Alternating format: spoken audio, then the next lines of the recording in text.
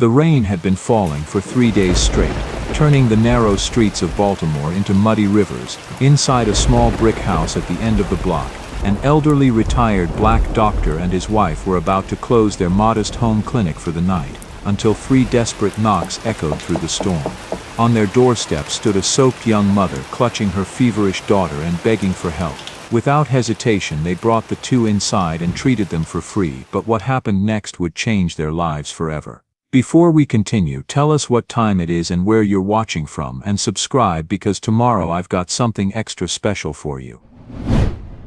The rain had been falling for 3 days straight in Baltimore, turning the narrow streets of West End into rivers of forgotten dreams. At the end of Maple Street stood a weathered brick house, its paint peeling like old skin but its windows glowing warm against the winter darkness. A hand-painted wooden sign hung crooked by the front door, Lewis Home Clinic. Inside, Dr. Samuel Lewis moved with the practiced ease of a man who had spent 40 years healing bodies. At 68, his hands showed the tremor of age, but they were still steady enough to wrap Mrs. Henderson's sprained ankle. His dark skin held deep laugh lines around his eyes, and his salt and pepper hair crowned a face that had seen both the best and worst of humanity. "Now you keep that elevated for 3 days, Mrs. Henderson," Samuel said, his voice carrying the warm gravel of 1,000 patient conversations. "And no dancing at your grandson's wedding next week." Mrs. Henderson, a rail-thin woman in her 70s, laughed. "Doc, I ain't danced since 1987, but I appreciate you pretending I might." Martha Lewis emerged from the kitchen carrying a small paper bag. At 63 she moved slower than she used to, her joints protesting each step with the sharp whisper of arthritis. But her smile remained as bright as the day Samuel had met her in nursing school 42 years ago. "Here's some aspirin," Martha said, pressing the bag into Mrs. Henderson's weathered hands. "On the house, Martha, you can't keep, we can, and we will." Martha's tone was gentle but firm, the voice of a woman who had nursed thousands and argued with none. "You just get better." After Mrs. Henderson left, shuffling into the rain under a borrowed umbrella, Samuel locked the front door and turned off the clinic light.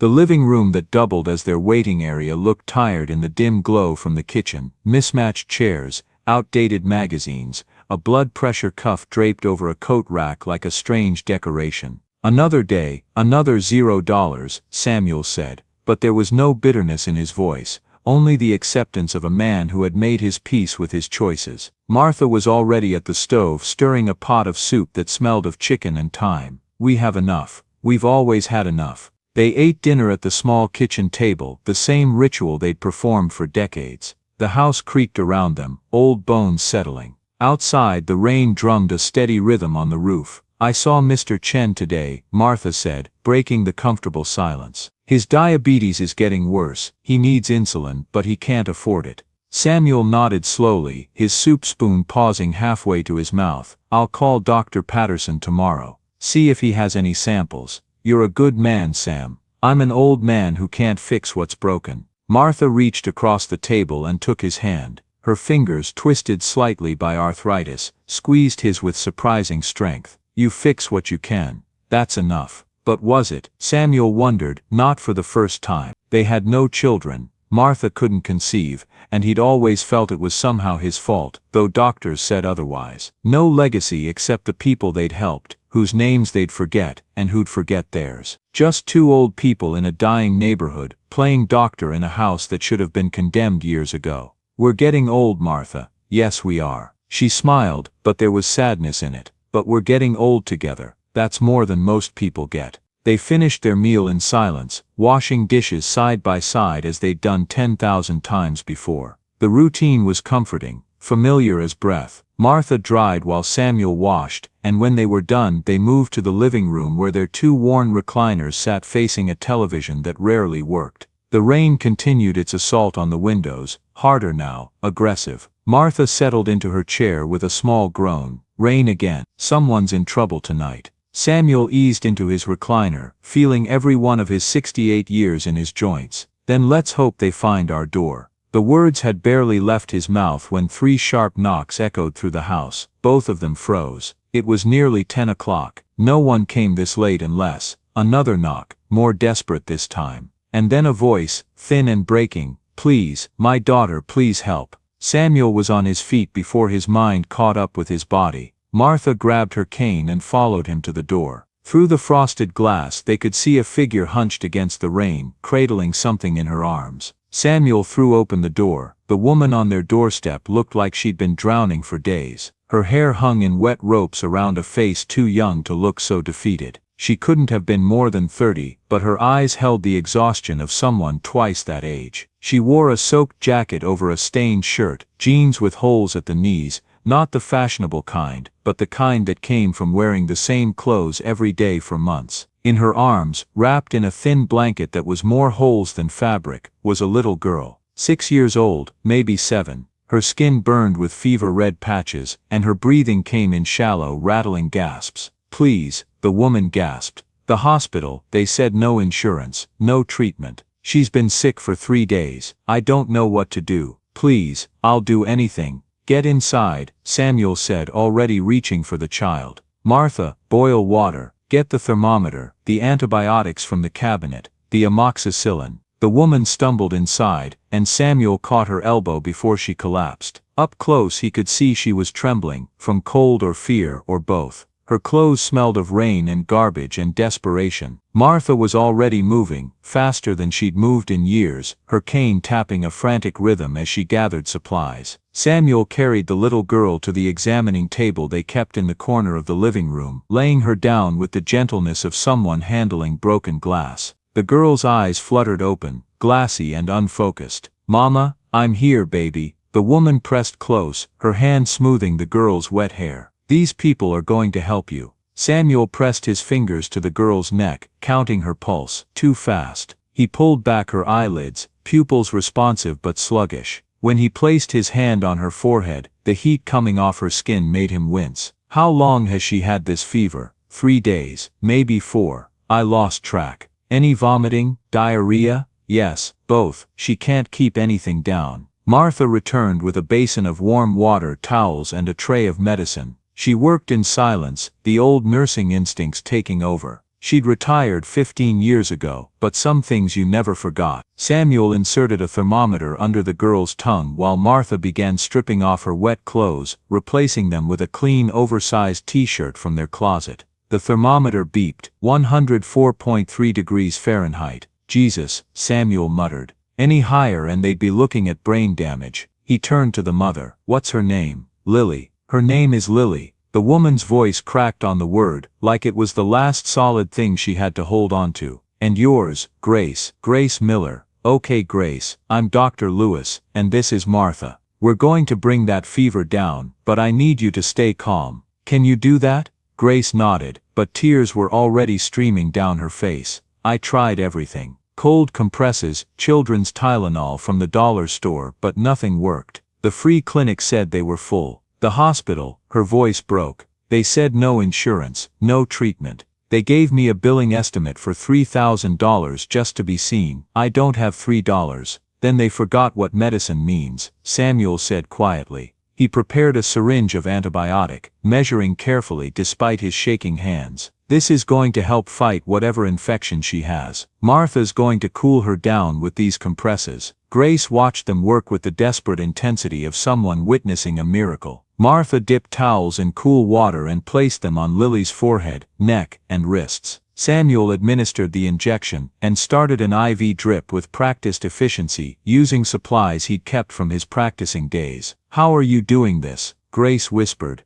"The equipment, the medicine. I kept a few things when I retired," Samuel said. "And every now and then, some old colleagues send me samples or leftover supplies. Hospitals throw away more than most people ever see. I couldn't stand the waste." For 2 hours, they worked in near silence. Samuel monitored Lily's vitals every 15 minutes, while Martha changed the compresses, her arthritic hands moving with gentle precision. Grace sat in the corner, hugging herself, rocking slightly. Every few minutes, she'd look up at them as if expecting to wake up from a dream. Samuel found himself studying her in the brief moments between checking Lily's pulse. Grace had the hollow-cheeked look of someone who'd been hungry for a long time. Her fingernails were broken and dirty. There was a bruise on her collarbone that looked old, faded to yellow-green. Her jeans had been patched with duct tape. Where did she come from? He wondered. How long has she been out there? but he didn't ask. He'd learned long ago that some stories were too heavy to tell all at once. At midnight, Lily's fever broke. The change was subtle at first, a slight decrease in the heat radiating from her skin, a deepening of her breathing. Then slowly, color began returning to her cheeks. Her eyes opened, clearer now, and she looked around the unfamiliar room with the confusion of someone waking from a nightmare. "Mama, I'm here, sweetheart." Grace was at her side instantly, pressing kisses to her daughter's forehead. "I'm right here. Where are we?" "Somewhere safe." Martha brought a glass of water with a straw, and Lily drank in small, careful sips. She managed half the glass before her eyes began to droop again, but this time it was the natural exhaustion of healing, not the dangerous unconsciousness of fever. "She's going to be okay," Samuel said, and the relief in his voice surprised him. He'd treated hundreds of children over the years, but each one still mattered, still made his heart pound with fear and flood with joy when they recovered. Grace looked at him, and her expression, raw gratitude mixed with disbelief, made him look away. He wasn't used to being looked at like he'd performed a miracle. He'd just done what any doctor should do. "Thank you," Grace whispered, and the two words carried the weight of everything she couldn't say. "Thank you, thank you, thank you. You can stay tonight, sweetheart," Martha said gently, placing a hand on Grace's shoulder. "Both of you. There's a spare bedroom upstairs. Nothing fancy, but it's warm and dry. I don't have, we're not asking for payment." Martha's voice was firm. "You need rest, and so does Lily. We'll check on her every few hours to make sure the fever stays down." Grace opened her mouth to argue, but exhaustion won. She nodded, tears streaming down her face again. They helped her upstairs to the small guest room that hadn't been used in years. Martha found clean sheets and made up the bed while Samuel carried Lily, who had fallen back into a peaceful sleep. They laid her on the bed, and Grace crawled in beside her, still fully clothed, wrapping her arms around her daughter like she could protect her from the world just by holding tight enough. "We'll leave the door open," Samuel said quietly. "Call if you need anything." Grace looked up at them from the bed, her face streaked with tears and rain and relief. "Why are you doing this? You don't even know us." Samuel thought about that for a moment. Why did they do this? They had no money, no official license to practice anymore, no obligation to anyone.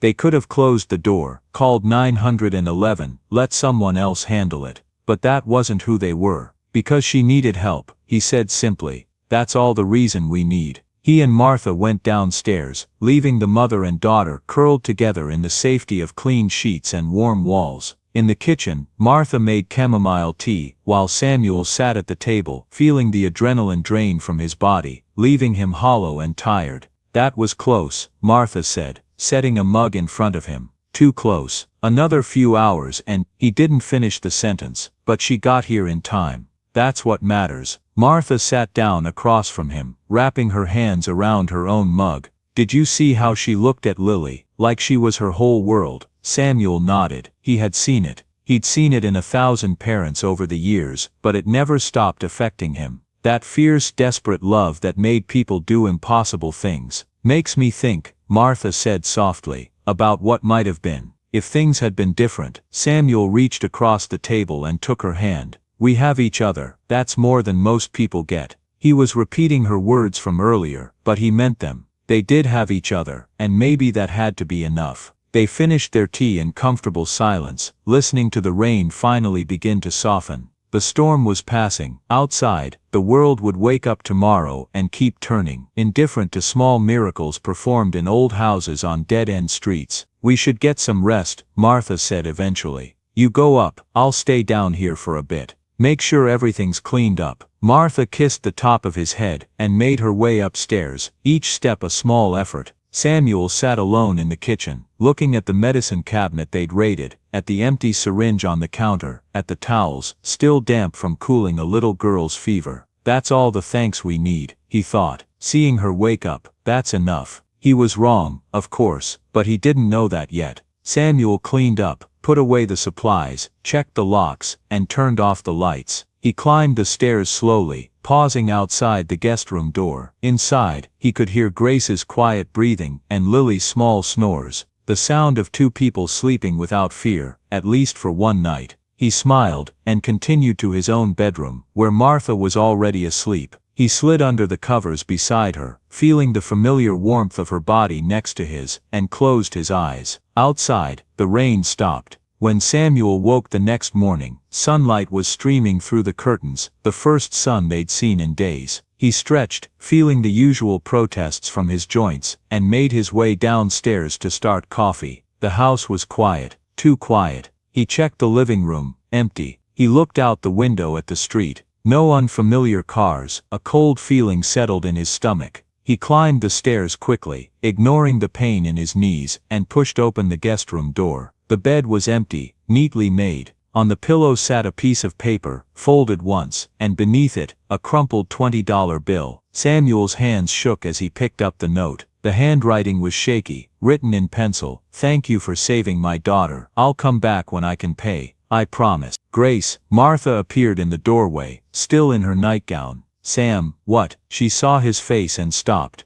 "They're gone." He handed her the note without speaking. Martha read it, her eyes filling with tears. "Oh, that poor girl. She thought she had to leave. She thought we wanted payment. She didn't owe us anything," Samuel said, his voice rough. "Not a damn thing." Still, Martha sank onto the edge of the bed, holding the note like it was something precious. "I wish she'd stayed, just for breakfast, just so we could tell her." She couldn't finish. Samuel sat beside her, and they stayed there for a long time, in the empty room that smelled faintly of rain and fear, and something else, something like hope, or maybe just the memory of it. The $20 bill lay on the pillow between them. Neither of them picked it up. Outside, the sun climbed higher, indifferent and bright, and somewhere in the city, a mother and daughter were walking, still alive, still together, carrying with them a debt they didn't owe, and a promise they might never be able to keep. But they were alive, and for Samuel and Martha Lewis, sitting in the quiet aftermath of mercy, that would have to be enough. It wasn't though, not really. They both felt it, the hollow space where something could have been but wasn't.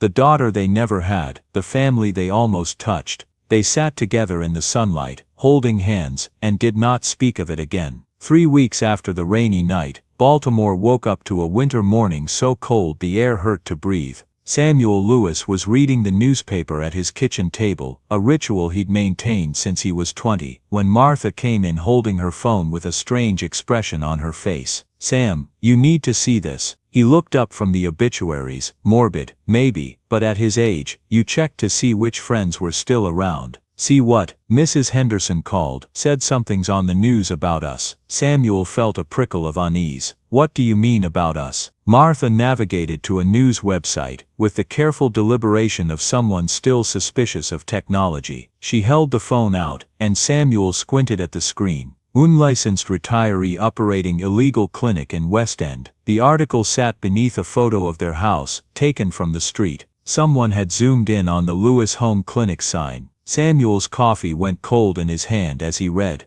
Dr. Samuel Lewis, 68, a retired physician, living in West End, Baltimore, has been providing medical treatment to uninsured residents, despite not holding a current medical license. According to Maryland State Medical Board records, Lewis's license expired in 2018 and has not been renewed. Local residents praise Lewis for offering free care when no one else will, but health officials warn that unlicensed practice poses serious risks to public safety. "We appreciate his intentions," said Mark Richardson, spokesperson for the Maryland Board of Physicians, "but without proper licensing and oversight, he's operating outside the law. This isn't just about paperwork, it's about patient safety." Lewis's neighbor, Mrs. Veronica Henderson, defended the doctor. "He's helped more people on this street than any hospital ever has. He don't charge nothing, don't turn nobody away." The article referenced the recent incident 3 weeks ago, when Lewis allegedly treated a 6-year-old child suffering from severe fever and dehydration. "This is exactly the kind of situation where unlicensed practice becomes dangerous," Richardson continued. "What if the child had needed emergency hospitalization? What if his diagnosis was wrong?" The article went on, but Samuel stopped reading. His hands had gone numb. "How did they find out?" he whispered. Martha took the phone back, scrolling through. "There's more. Someone posted about it on social media. It's Sam, people are arguing about us online."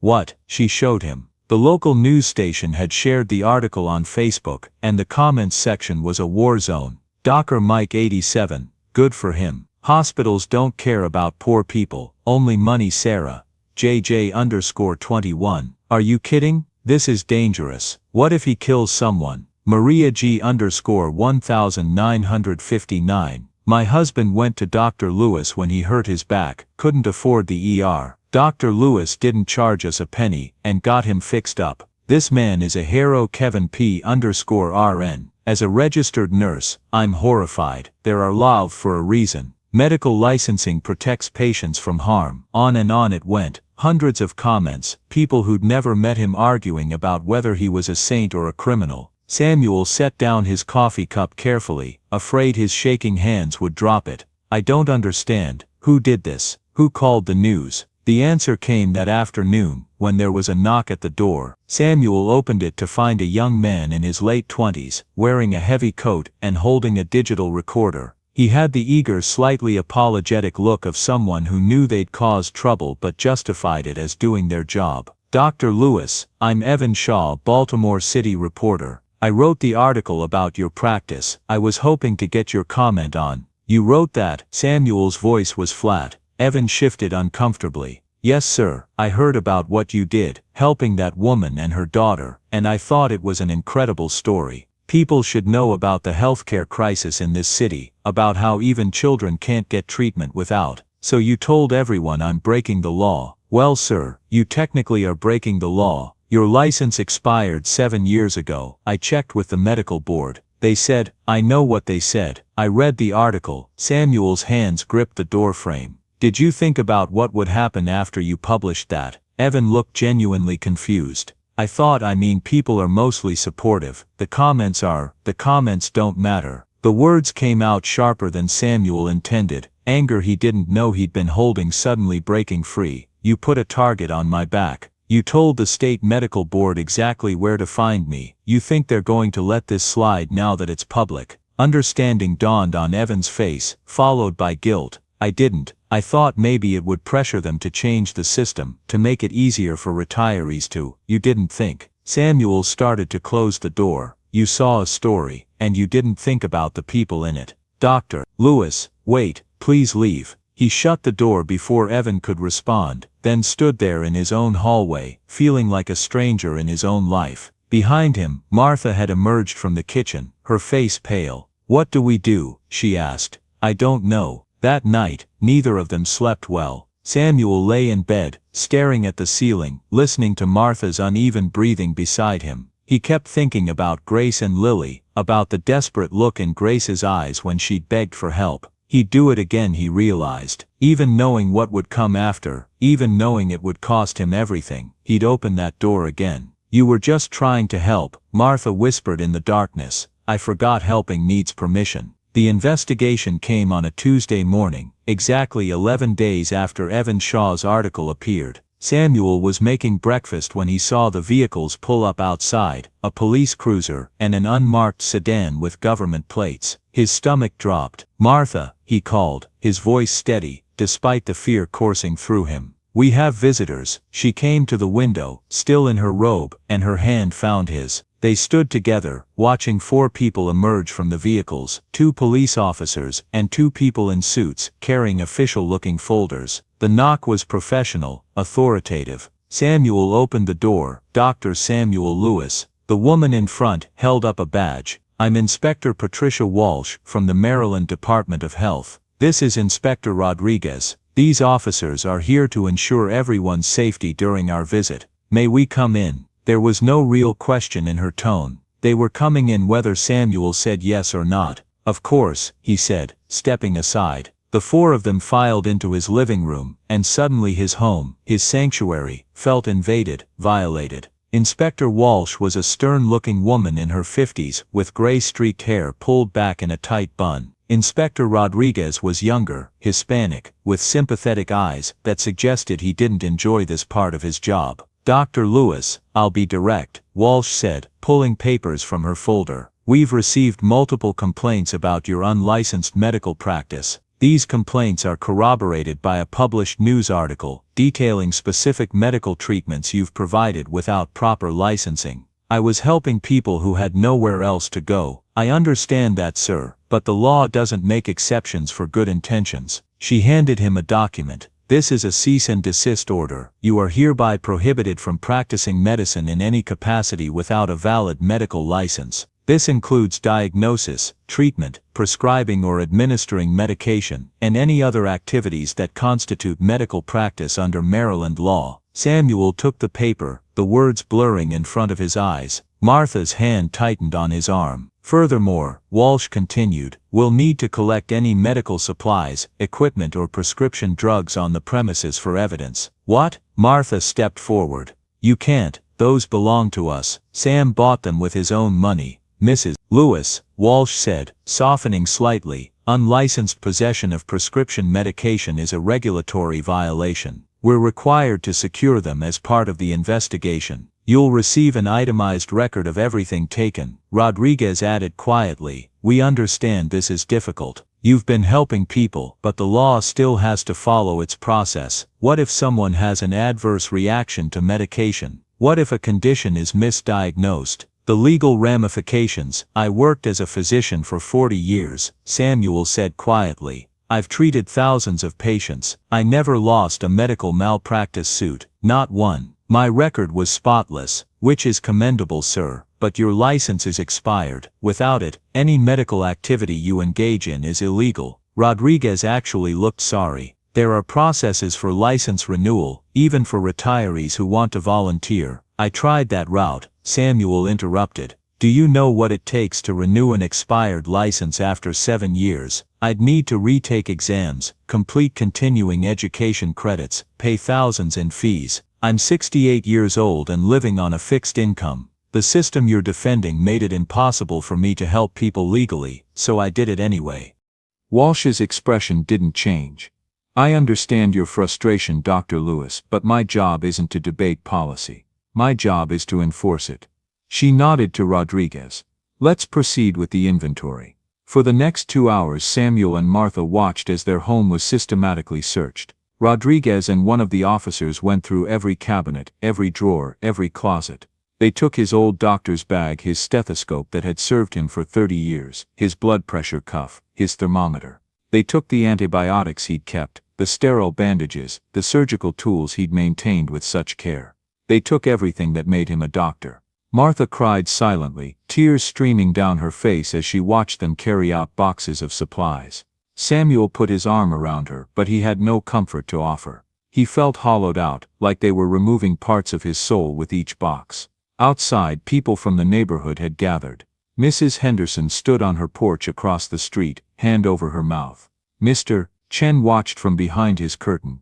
A small crowd had formed, murmuring amongst themselves, and at the edge of the crowd, Samuel saw him, Evan Shaw, camera in hand, recording everything. Their eyes met across the distance. The young reporter had the decency to look ashamed, but he kept filming. When the inspectors finished, Walsh handed Samuel a receipt for the confiscated items and a copy of the cease and desist order. If you're found practicing medicine again, you'll face criminal charges. Do you understand? I understand that you're doing your job, Samuel said, his voice empty. I understand that following orders is easier than questioning them. Walsh's expression flickered, just for a moment, something that might have been regret or understanding. But then it was gone, replaced by professional detachment. Take care of yourself, Dr. Lewis. They left. The police cruiser and sedan pulled away, leaving Samuel and Martha standing in their living room, surrounded by the absence of everything that had given Samuel's life meaning. Martha broke first. She sat down heavily in her chair and covered her face with her hands, her shoulders shaking. Samuel knelt beside her, ignoring the pain in his knees, and held her while she cried. 40 years, she sobbed. 40 years you spent helping people, and this is how they thank you. Samuel didn't cry. He couldn't. He felt too empty for tears. He looked around their living room, at the examination table they'd used for Grace's daughter, at the space where his medicine cabinet had been, at the bare walls that once held his medical degree and certifications. He'd taken those down years ago when he retired, thinking his healing days were over. He'd been wrong. They were over now. That evening, after Martha had cried herself to sleep, Samuel went outside and stood in front of his house. The wooden sign still hung by the door, Lewis Home Clinic.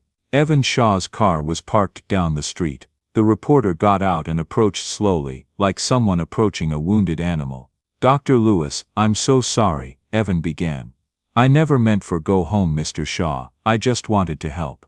I thought if people knew what you were doing, if the story got attention, maybe it would force changes to the system. You know what you did." Samuel turned to face him, and Evan took an involuntary step back. "You turned mercy into a crime. You turned a dying neighborhood's last hope into a headline. And for what? A byline? A story? I'm a journalist. I report the news. I don't make it. You made this. Own it." Samuel turned back to his door. "Now leave us alone." He went inside and locked the door, then stood there for a long moment, his hand on the wood, feeling the grain under his fingers. This door had opened for so many people. Mrs. Henderson with her ankle, Mr. Chen with his diabetes, Grace and Lily on that rainy night. It would never open that way again. Slowly Samuel climbed the stairs, took down the wooden sign, and brought it into his bedroom. He hung it on the wall where he could see it from bed, a memorial to something that had died, but that he couldn't bear to throw away. Martha stirred. "Sam, I'm here. We'll be okay, won't we?" He climbed into bed beside her, pulling her close. "We'll be okay," but he wasn't sure he believed it. Outside, the city continued its indifferent rhythm. Somewhere, people were sick and couldn't afford care. Somewhere, a mother was deciding between medicine for her child and rent for her apartment. Somewhere, people were suffering, and Samuel Lewis, who had spent his entire adult life healing, could do nothing but watch. He closed his eyes and tried to sleep, but all he could see was Lily's fever-bright face, Grace's desperate eyes, and that damned reporter with his camera, recording the death of Mercy in real time. 5 years passed like water through fingers, so slowly you didn't notice it moving, until suddenly it was gone. Samuel and Martha Lewis moved away from Baltimore. The house on Maple Street was sold to a developer who tore it down to make room for a convenience store. The neighborhood they'd served for decades forgot them the way neighborhoods do, quickly, quietly, with the ruthless efficiency of survival. They moved to Wilmington, Delaware, to a small ranch house on a quiet street where nobody knew their names or their history.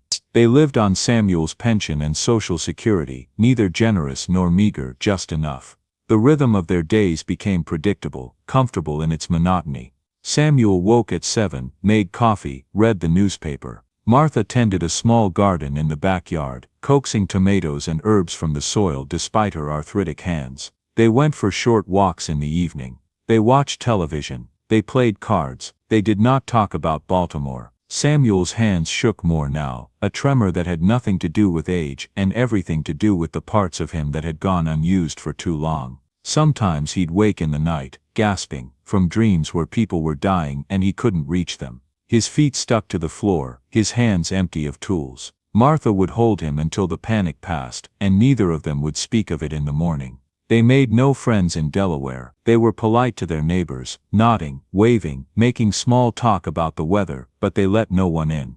Their home remained exactly that, a home, not a clinic, not a sanctuary, just a place where two old people lived out their remaining days. Some nights, when Martha was already asleep, Samuel would stand in their spare bedroom, a room they'd furnished as a guest room, but which never had guests, and think about Lily. She'd be 11 now, almost 12. Did she remember that night? Did Grace ever tell her about the old man and woman who'd saved her life? Did it matter? One afternoon, in late autumn, 5 years and 7 months after they'd left Baltimore, Martha was cleaning out a closet when she found a box they'd never unpacked. Inside, wrapped in old newspaper, was the wooden sign, Lewis Home Clinic. She carried it to Samuel, who was reading on the back porch, and set it in his lap without a word. He looked at it for a long time, running his fingers over the hand-painted letters, remembering the day he'd made it, 43 years old, full of purpose and hope, believing he could change the world, one patient at a time. "We should throw this away," he said finally. "Should we? It's from another life." Martha sat beside him. "We should have insisted they stay that night." He knew exactly who she meant, though they hadn't spoken of Grace and Lily in years. Maybe they had somewhere better to be. Maybe. Martha took his hand. "But I still think about them. I wonder if they're okay." "They're probably fine." Grace seemed like a survivor. They sat in silence, the autumn wind rattling the dried leaves in the yard. Somewhere in the distance, a siren wailed, ambulance or police, impossible to tell. Once that sound would have made Samuel's heart race, would have sent him running to help. Now it just made him feel old. "Do you regret it?" Martha asked. "Any of it?" He thought about that. Did he regret opening the door that rainy night? Did he regret all the people he'd helped before that? All the years of free clinics and house calls and choosing compassion over common sense? "No," he said finally. "I don't regret helping people. I regret that the world punishes you for it." Martha leaned her head on his shoulder, and they watched the sun set, turning the sky orange and purple and gold. The sign sat between them, a ghost of something that once had meaning. They brought it inside and hung it in the garage, where they wouldn't have to look at it every day, but where they couldn't quite bring themselves to throw it away. Life continued. Days became weeks, weeks became months. Winter came, then spring, then summer again. They grew older, quieter. They talked less about the past and stopped planning for the future. They simply existed, two people moving through time, holding on to each other because letting go would mean admitting they were alone. And then on a warm afternoon in June, the mail arrived. Samuel was watering Martha's tomato plants when he heard her call from inside the house. Her voice held something he hadn't heard in years, excitement, or maybe fear, or maybe hope, something alive. He set down the watering can and went inside. Martha stood in the kitchen, holding an envelope, with shaking hands. The return address was printed in neat letters: Grace Miller, Executive Director, Community Hope Foundation, Baltimore, Maryland. They stared at each other. "She found us, Sam." His heart was hammering in a way that had nothing to do with his age, and everything to do with the feeling that maybe, just maybe, something was about to end, or begin. He wasn't sure which. Martha opened the envelope, with careful fingers, and pulled out a letter written on professional letterhead. "Dear Dr. and Mrs. Lewis, I don't know if you'll remember me. 5 years ago, you saved my daughter's life when no one else would help us. I've spent every day since trying to find you, to thank you properly, to show you that your kindness changed everything. I would be honored if you would allow me to visit.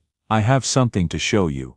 With eternal gratitude, Grace Miller." At the bottom was a phone number and an email address. Martha's hands were trembling so badly, she almost dropped the letter. Samuel took it from her, reading it again, then a third time, as if the words might disappear if he looked away. "She's looking for us," Martha whispered. After all this time, Samuel couldn't speak. Something was rising in his chest, something that felt like crying but wasn't, something that felt like laughing but couldn't be. It was the feeling of being remembered, of mattering, of someone out there in the world, carrying your name in their heart. They had mattered, they still mattered. "We should call her," Martha said. "Yes," Samuel managed. "Yes, we should," but they didn't call immediately. They sat at the kitchen table, holding hands, the letter between them, and allowed themselves to feel something they'd forgotten: hope. Outside, the world continued its rotation, indifferent and eternal. But in a small house in Delaware, two old people who had believed their story was over discovered that perhaps it was just beginning its final chapter. And this time, maybe, it would end differently. The call came 3 days later. Samuel's hands shook as he dialed the number, not from age, but from anticipation, mixed with something like fear. What if Grace was disappointed in what they'd become? What if the people she remembered were grander than the reality? She answered on the second ring. "This is Grace." Samuel's throat went dry. "Miss Miller, this is Samuel Lewis. My wife and I received your letter." There was a sharp intake of breath on the other end. Then softly, "Dr. Lewis." "Yes." "Oh my God." Her voice cracked. "Oh my God, I can't believe I've been looking for you for so long."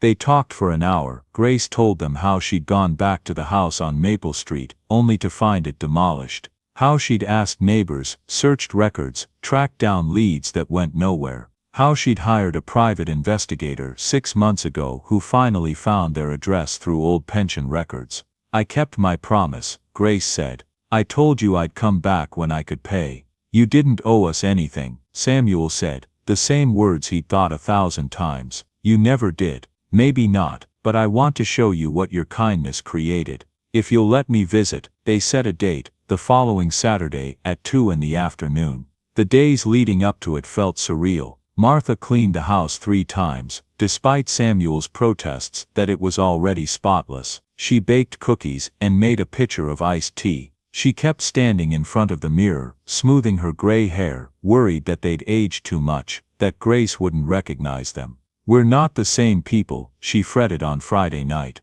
"We're so much older now." "So is she," Samuel pointed out. 5 years older, with 5 years more life lived. "We'll all be different."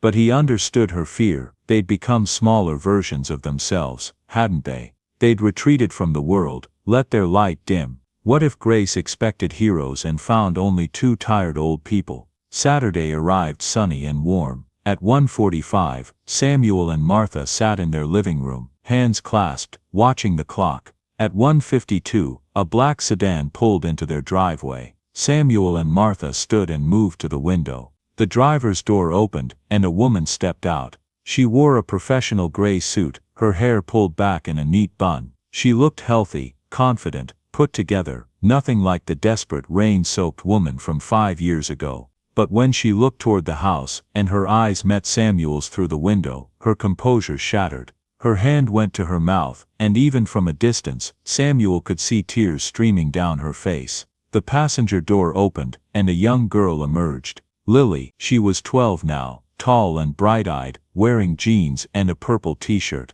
Her hair was in braids, and she carried a bouquet of flowers. She looked at her mother with concern, then followed her gaze to the house. Samuel opened the front door. Grace stood frozen in the driveway, crying openly now, making no attempt to hide it. Lily took her mother's hand, and together they walked to the porch. "You probably don't remember me," Grace began, her voice thick with tears. "Rainy night," Martha said, stepping forward. "Little girl. Fever. We never forgot." That broke something in Grace. She collapsed into Martha's arms, sobbing, and Martha held her the way she'd held 1,000 patients over the years, firmly, gently, letting them break, because sometimes that's what healing looks like. Lily stood nearby, looking uncertain. Samuel knelt down, his knees protesting but holding, and smiled at her. "Hello, Lily, I'm Dr. Lewis. We met when you were very small." "I remember," Lily said softly. "Not everything, but some. You gave me medicine when I was sick. Your mama brought you to us. We just did what needed doing. You saved my life." She held out the flowers. "These are for you and Mrs. Lewis. Mama said you like gardens." Samuel took the flowers, feeling something crack open in his chest. "They're beautiful, thank you." They moved inside. Grace wiped her eyes, apologizing for breaking down, but Samuel waved it away. They sat in the living room, Grace and Lily on the couch, Samuel and Martha in their chairs, and for a moment, no one knew how to begin. Then Grace started talking. She told them about the days after that rainy night. How she'd left because she was terrified, convinced they'd want money she didn't have. How she'd spent months in a shelter, working cleaning jobs, saving every penny. How she'd thought about them every single day. "I kept looking at Lily," Grace said, "and thinking that she was only alive because 2 strangers decided to care. That kept me going, when everything else was falling apart." She told them about meeting Caroline Hart, the director of a small non-profit that helped homeless women. Caroline had seen something in Grace, intelligence, determination, resilience, and offered her a job as a volunteer coordinator. Then a paid position.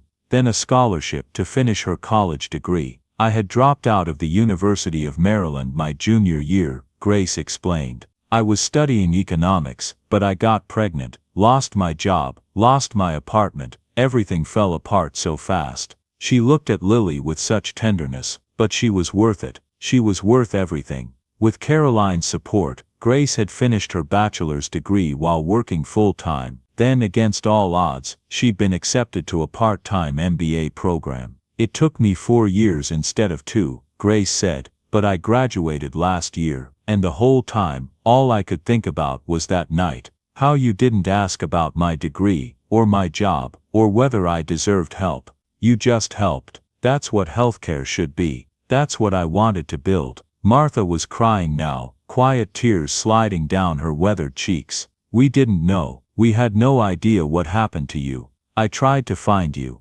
Grace pulled out her phone and showed them photos, the demolished lot where their house had been, letters she'd written to the medical board that went unanswered, newspaper clippings about their case. "I finally hired an investigator, and he tracked your pension records. It took 6 months, but we found you. Why? Samuel had to ask. Why did it matter so much? Grace looked at him with an intensity that reminded him of that rainy night, that same fierce determination. Because I made a promise, and because you showed me that people can be good, even when the world tells them they shouldn't be. You didn't just save Lily's life, you saved mine too. Lily spoke up, her voice clear and young. Mama says you're heroes. Samuel shook his head. We're not heroes, sweetheart. We're just two old people who did what was right. That's what makes you heroes, Grace said softly. She reached into her bag and pulled out a yellowed, water-stained piece of paper. Samuel recognized it immediately, the note Grace had left on the pillow 5 years ago, the one that had broken Martha's heart.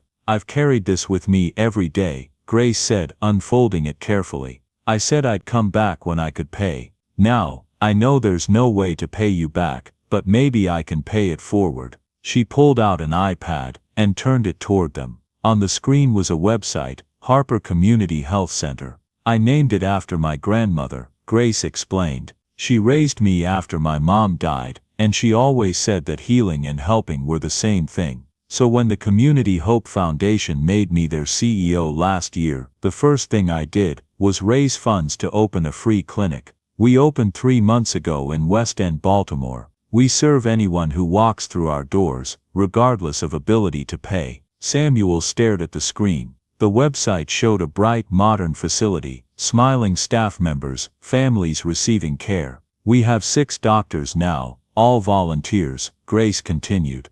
2 nurses, a pharmacy that provides free medications, a social worker, a mental health counselor. We see about 100 patients a week, and it's all legal, all licensed, all by the book, because I made damn sure we did it right. She swiped to another image, a photograph of a reception area. On the wall behind the desk hung a wooden sign. Samuel's breath caught in his throat. It was their sign. Lewis Home Clinic. I found it in a second-hand shop in Baltimore 6 months ago, Grace said, her voice trembling. The owner said someone had bought the contents of a storage unit, and this was in it. I bought it on the spot. I thought it was lost forever. Samuel couldn't speak, he couldn't breathe.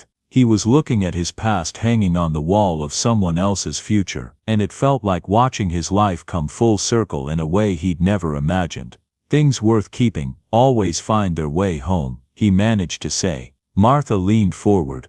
You built a whole clinic. How? Grants, donations, fundraising events, but mostly I told your story. Grace smiled through her tears. I told people about the doctor and the nurse who lost everything for helping a stranger. About the system that punished mercy. People wanted to help. They wanted to prove that kindness isn't criminal, it's essential. We raised $300,000 in the first year. Samuel felt like he was floating outside his body, watching this moment happen to someone else. This couldn't be real. They'd spent 5 years believing their story had ended in defeat, in silence, in forgetting. And here was Grace, telling them it had just been waiting. There's something else, Grace said. She pulled out a manila envelope and handed it to Samuel.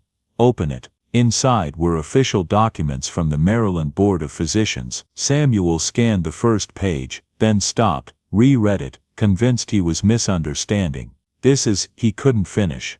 A formal apology, Grace said, and an invitation to reinstate your medical license through an expedited process. I spent the last year working with legislators to change the licensing requirements for retired physicians who want to volunteer at free clinics. The law passed 3 months ago. It's called the Lewis Act. Martha made a sound, half laugh, half sob. They named it after us.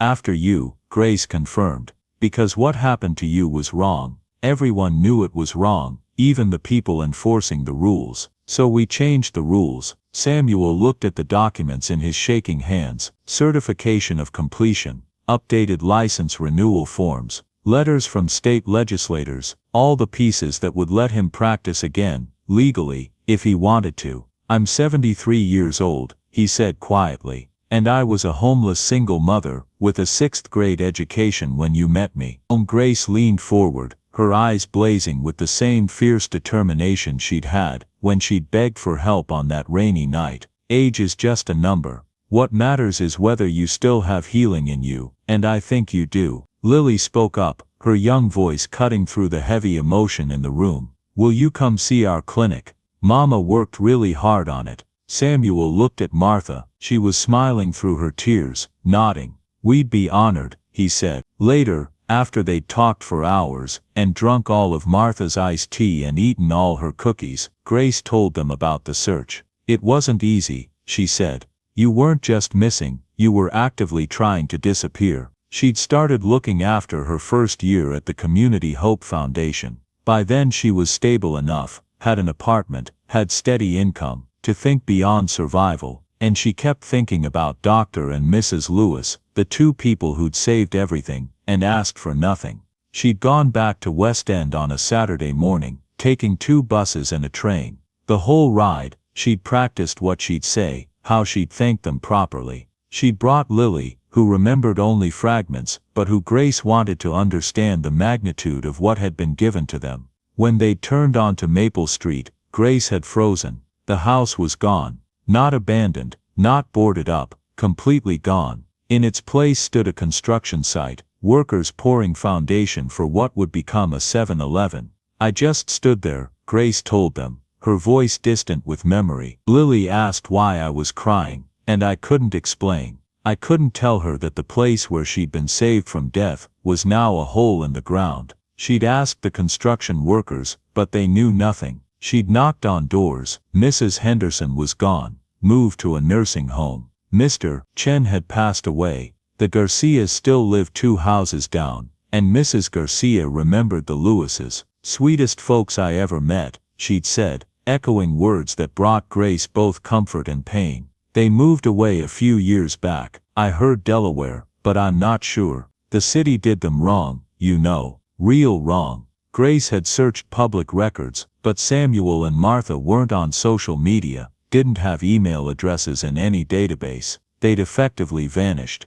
I was about to give up, Grace admitted. It had been 3 years, and I thought maybe it was meant to be a moment, not a connection. Maybe I was supposed to just remember you, not find you. But then she'd become CEO of the Community Hope Foundation. With resources at her disposal, she'd hired a private investigator, a retired cop, who specialized in finding people who didn't want to be found. It took him 6 months. He tracked your pension payments, Grace explained. It wasn't easy. He had to go through about 15 different bureaucratic channels, but eventually he found a Delaware address. When he told me, I just sat in my office and cried for an hour. She'd written the letter immediately, then spent 2 weeks rewriting it, trying to find words big enough to contain 5 years of gratitude. I was terrified you'd throw it away, Grace said, or that you'd moved again, or that she trailed off, not wanting to say the words, or that we'd died. Samuel said gently. Yes, Grace's voice was barely a whisper. Every day of searching I thought, what if I'm too late? Lily, who'd been quiet, suddenly spoke up. But you weren't. They're here. Yes, baby, they're here. The sun was setting now, casting long shadows through the living room. Samuel realized they'd been talking for nearly 4 hours. Outside, the neighborhood was settling into evening, sprinklers hissing, children being called in for dinner, the world continuing its familiar rhythms. But inside this small house in Delaware, something impossible had happened. The people who'd thought they were forgotten had been remembered. The story that had ended in silence had found its voice again. The mercy that had been punished was being redeemed. Grace stood to leave, gathering her things. Lily helped, moving with the easy grace of a healthy child, a child who should have died but didn't, because 2 strangers chose compassion over caution. At the door, Grace turned back. Will you come to Baltimore to see the clinic? Martha answered before Samuel could. Yes, we'll come. Next Saturday. I want you to see it. I want everyone to meet you. We'll be there, Samuel promised. After they left, Samuel and Martha stood at the window, watching the black sedan pull away. They stood there until the taillights disappeared, until the street was just another quiet street, in just another quiet neighborhood. Sam, Martha's voice was soft. Yeah, we mattered. He pulled her close, and they stood together in the fading light, 2 old people who had believed their purpose had died, discovering that it had only been sleeping, waiting for someone to remember it back to life. The drive to Baltimore felt like traveling backward through time. Samuel sat in the passenger seat, while Martha drove, their hands clasped between them, both silent with anticipation and something like fear. They'd left Delaware at noon, giving themselves plenty of time. Grace had insisted on sending a car service, but Samuel had refused. Some journeys you had to make yourself. As they crossed into Maryland, as the landscape shifted from suburban Delaware to the outskirts of Baltimore, Samuel felt his chest tighten. How many years had he spent in this city? How many lives had he touched in these streets? And how completely had he been erased? They entered West End just before 2 in the afternoon. The neighborhood looked different. Some buildings were new, others had been demolished, and there was a vitality he didn't remember from 5 years ago. Street vendors sold fruit and flowers. Children played on a basketball court that hadn't existed before. Something had changed. There, Martha said, pointing. At the corner of Maple and 3rd, stood a 2-story brick building painted cheerful yellow and white. Large windows fronted the street, and above the entrance hung a professional sign, Harper Community Health Center. They parked in the lot behind the building and sat for a moment, staring at it. "You ready?" Martha asked. "No," Samuel said honestly, "but let's go anyway." Inside, the clinic was exactly what the website had promised: bright, clean, modern. The waiting room held about 20 people, families with children, elderly folks, young adults. The receptionist looked up and smiled. "Dr. Lewis, Mrs. Lewis, Miss Miller said you'd be arriving. Please come with me." She led them through a hallway lined with photographs, community events, ribbon cuttings, volunteers in action. And there in the middle was a large framed photo of Samuel and Martha's old house, the Lewis Home Clinic sign visible on the door. Samuel stopped, staring at it. Miss Miller had someone restore the image. The receptionist explained. She wanted everyone to know where the inspiration came from. They continued to a conference room where Grace waited along with a half-dozen other people. She was wearing a white coat now, official, professional, but when she saw them she ran across the room and hugged them both. "You came," she whispered. "We promised." Grace introduced them to her team: Dr. Hassan, the medical director; nurse practitioner Tammy Rodriguez; social worker Jerome Washington; pharmacist Linda Chen, Mr. Chen's granddaughter it turned out. They'd all heard the story. They all knew what Samuel and Martha represented. "We wanted you to see what you started," Grace said. She gave them a tour. 6 examination rooms, each equipped with modern tools, a pharmacy stocked with medications, a lab for basic testing, a private room for mental health counseling. Everything was spotless, professional, legal. "We see between 80 and 120 patients a week," Grace explained. "No one is turned away. We work on a sliding scale. If you can pay, you pay what you can. If you can't, you don't. Simple as that." In the reception area, Samuel saw families waiting, children playing with toys, elderly people reading magazines. It looked like any other clinic, except for the absence of tension. People here weren't worried about being rejected. They knew they'd be seen. And then Grace led them to the main exam room, the largest one. Above the examination table, mounted on the wall in a place of honor, hung the original wooden sign, Lewis Home Clinic. Samuel's knees went weak. Martha grabbed his arm to steady him. "I thought it was lost forever," he managed to say. "Things worth keeping always find their way home," Grace said, echoing his words from a week ago. "You said that, and you were right." She told them how she'd found it, in a resale shop in East Baltimore, buried under boxes of random junk. The owner had no idea what it was, had priced it at $15. Grace had paid $100, and carried it out like it was made of gold. "This is where it belongs," she said softly. "This clinic exists because you existed, because you chose to help when helping was hard. This sign reminds everyone who works here why we're doing this." Martha was crying openly now. Samuel felt tears on his own cheeks but made no move to wipe them away. A small crowd had gathered at the doorway. Staff members, volunteers, a few patients who'd heard the Lewises were visiting. They watched in respectful silence as 2 old people stood before a simple wooden sign and saw their lives reflected back at them in ways they'd never imagined. Grace stepped forward and took both their hands. "This clinic is yours as much as mine," she said. "Your names, your story, your mercy, it's all here, and it will stay here for as long as this place stands. You're not forgotten, you never were. 3 months after their first visit, Samuel and Martha Lewis returned to Baltimore permanently. They didn't move back to West End. That house was gone. That life was over. Instead, Grace helped them find a small apartment 2 blocks from the Harper Community Health Center, a sunny 1-bedroom with a view of the street, and enough room for Martha's plants. It wasn't home yet, but it was becoming one. Samuel had completed his license renewal under the new Lewis Act, named after him, a fact that still made him shake his head in disbelief. At 73, he was officially a licensed physician again, certified to volunteer at free clinics throughout Maryland. He worked Tuesdays and Thursdays at Harper, 4-hour shifts that left him exhausted but fulfilled. Martha volunteered too, helping in the pharmacy, talking to patients, offering the gentle presence that had comforted thousands over her nursing career.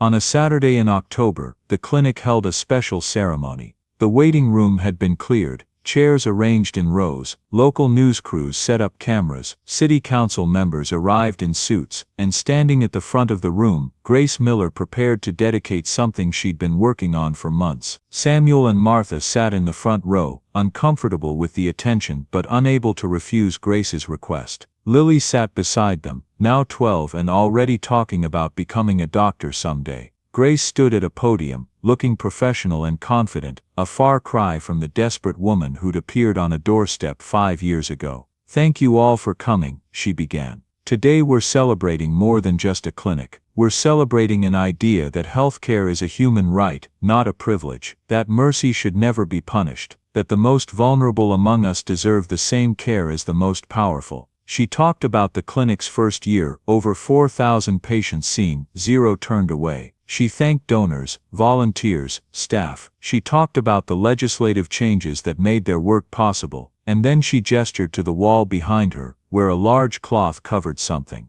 "But before we unveil our new dedication, I want to tell you a story." She told them about the rainy night, about Lily's fever, about 2 people who had every reason to turn them away but didn't. She told them about the investigation, the punishment, the years of silence. "Dr. Samuel Lewis and Martha Lewis didn't just save my daughter's life," Grace said, her voice breaking. "They showed me that the world can be better than its worst systems, that compassion can survive in the cracks between laws, that one act of kindness can ripple forward in ways you'll never see." She pulled the cloth away. Behind it was a large wooden plaque, beautifully carved and stained, "The Lewis Center for Compassionate Care in honor of Dr. Samuel Lewis and Martha Lewis, who taught us that healing begins with kindness." The room erupted in applause. Samuel felt Martha's hand squeeze his, felt tears blur his vision. People were standing, clapping, some of them crying. Grace crossed to them, pulling them both to their feet. "This clinic will always carry your name, your legacy, your mercy." Martha spoke first, her voice shaking. "You've become the daughter we never had."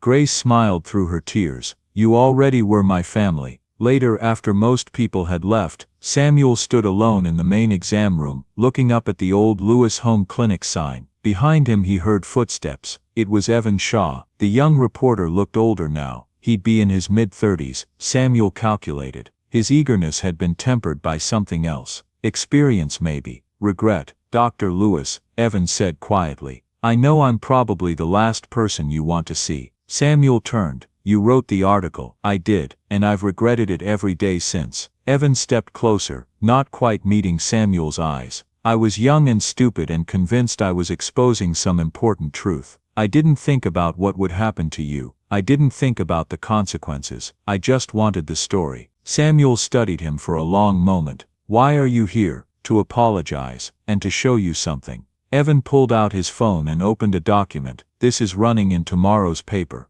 It was an article, headline visible, "The Doctor Who Lost Everything for Compassion, and the Woman Who Gave It Back." "I spent 6 months researching this," Evan said. "Interviewed dozens of people, traced the entire story from that rainy night to today. I wanted to get it right this time. I wanted to tell the truth, not just the facts." Samuel took the phone and began reading. The article was beautiful, carefully written, deeply researched, humanizing everyone involved. It didn't vilify the medical board or the police, but it didn't excuse them either. It simply told the truth, that good people were punished for doing good, and that the system that punished them was fundamentally broken. But more than that, it told Grace's story. It told about the Harper Community Health Center, about the Lewis Act, about how one act of mercy had created a wave of change. "This is good work," Samuel said finally, handing back the phone. "It's what I should have written 5 years ago." Evan's voice was thick. "I'm sorry, Dr. Lewis. I'm so sorry for what I did to you." Samuel looked at this young man who'd caused so much pain through ignorance and good intentions. He thought about Grace, about Lily, about all the people who'd been helped because of a chain of events that began with that terrible article.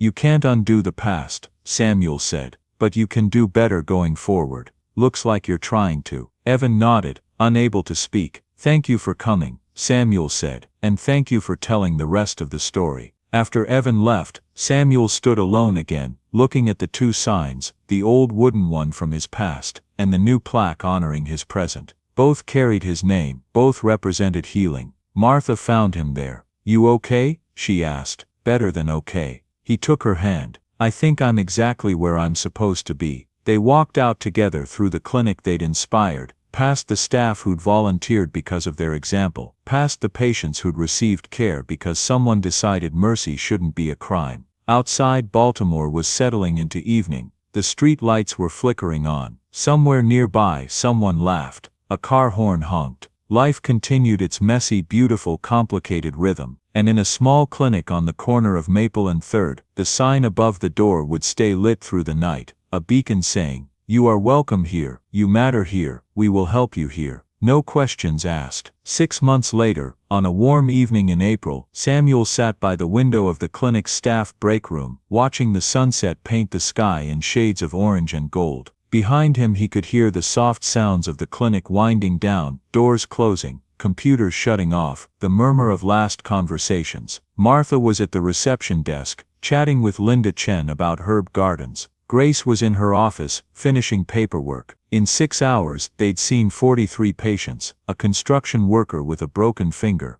a grandmother with diabetes, a teenager with a cough, a baby with colic, a veteran with PTSD, a homeless man with pneumonia. 43 people who'd received care regardless of their ability to pay. 43 people who mattered. Samuel's hands ached, not from the tremor that had plagued him for years, but from the good honest ache of useful work. He'd sutured a cut, diagnosed a respiratory infection, held a crying child, while Martha gave vaccinations. He'd done what he was meant to do. The door opened, and Grace came in carrying 3 mugs of tea. She handed one to Samuel, and one to Martha, then sat down in the chair beside him. "Long day," she said. "Good day," Samuel corrected. They sat in comfortable silence, watching the sun sink lower. Outside, the neighborhood was alive with evening sounds, children playing, music drifting from open windows, the occasional burst of laughter. "I've been thinking," Grace said quietly, "about expanding. There are 3 other neighborhoods in Baltimore that need clinics like this. I've been talking to donors, and we have enough funding to open at least 2 more locations in the next year." "That's wonderful," Martha said. "I was hoping you'd help," Grace continued.